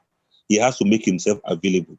Also, it can also be tolerated if it is temporary, if it's not something that is permanent. Let's say the man is studying abroad, he is to go for study leave for about 3 years. He can only come home once or twice in a year. If the wife is in agreement with that, then we cannot interfere. But if the wife has problem with that, she will either ask for a divorce so that she can marry a resident man, or she can be patient about it.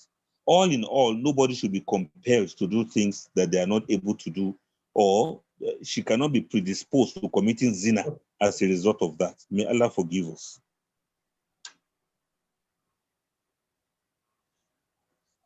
Thank you very much, sir. I think some of the questions we have here, I think we are taking most of those questions.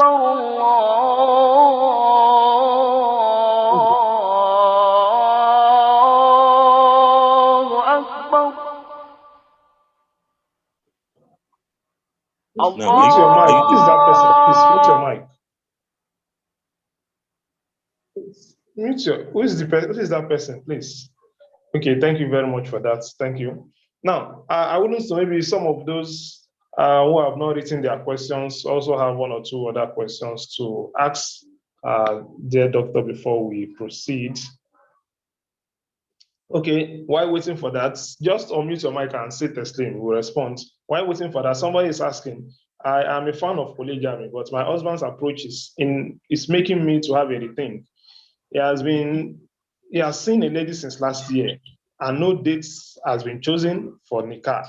What can I do in this regard? Your response, sir.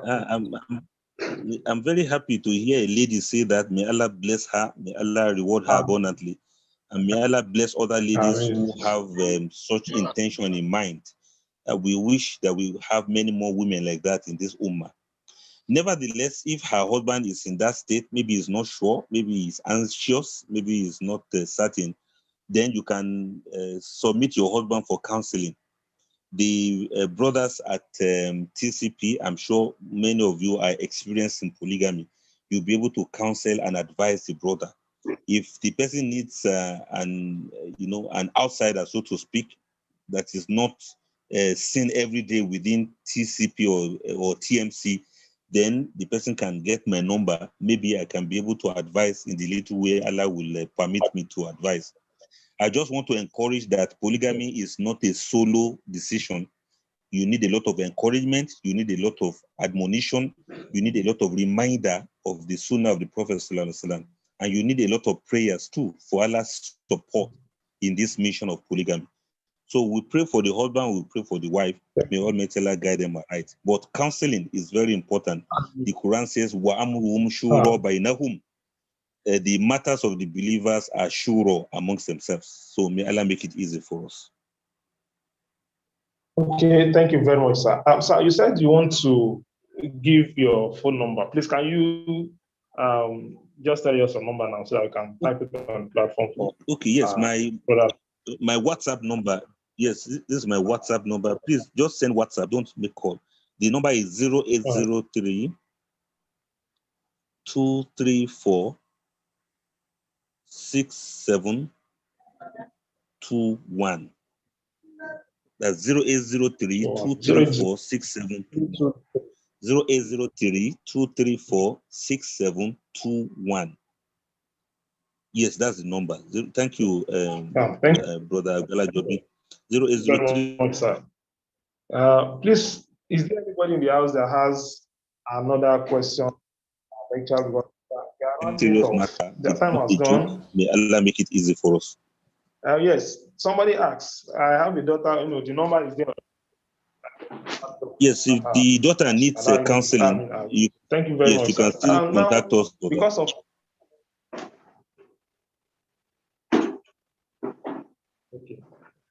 Thank you very much, sir. That's the number on the platform is there, so people will see it and inshallah they will contact you. So I quickly want to move to the next item on the agenda, which is vote of thanks. Do we have Brother Remizi Abdul Yakin in the on call? That's the TCP Vice Chairman Technical. Is he on call? Brother Remizi Abdul Yakin, are you there? Brother Remizi, can we have your vote of thanks? It's not on call. Brother Let Remizi. finance manager, please. Yakin. Finance manager, please go ahead and do that for us. Brother Shakruddin. Okay. Shakruddin, are you still there? Brother Anima Shakruddin.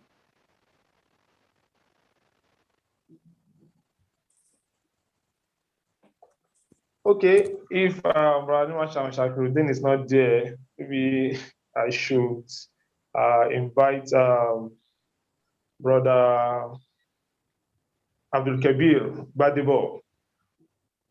No. Brother Abdul Kabir Badibo, are you there? Zona coordinator. Okay, please do the vote of thanks for us. Yes.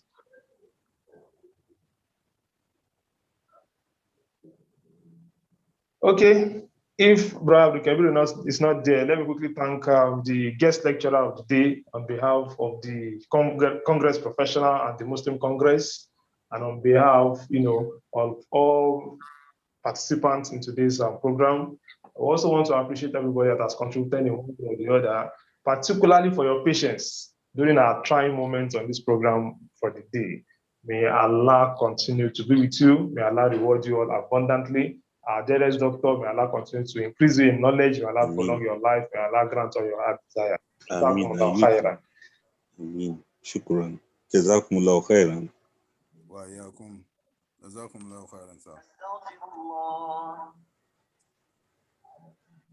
Thank you all for your attendance. Now we shall be taking the closing prayer. Sorry, the network kicked me out. I'm back.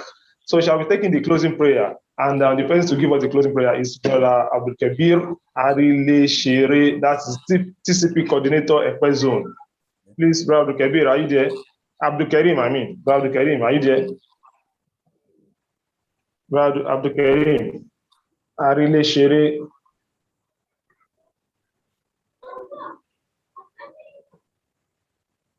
Brother Karim Arile Shere, closing prayer, please.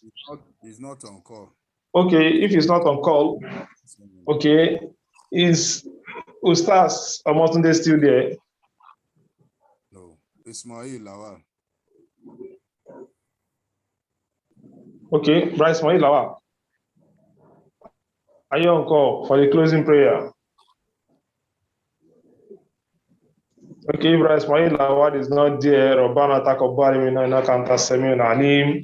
ربنا آتنا في الدنيا حسنة وفي الآخرة حسنة وقنا عذاب النار سبحانك اللهم وبحمدك أشهد أن لا إله إلا أنت أستغفرك وأتوب إليك سبحان ربك رب العزة عما يصفون السلام على المرسلين والحمد لله رب العالمين. Thank everybody for coming. Thank you. Jazakumullahu khairan. Jazakumullahu khairan. I'll let Doctor.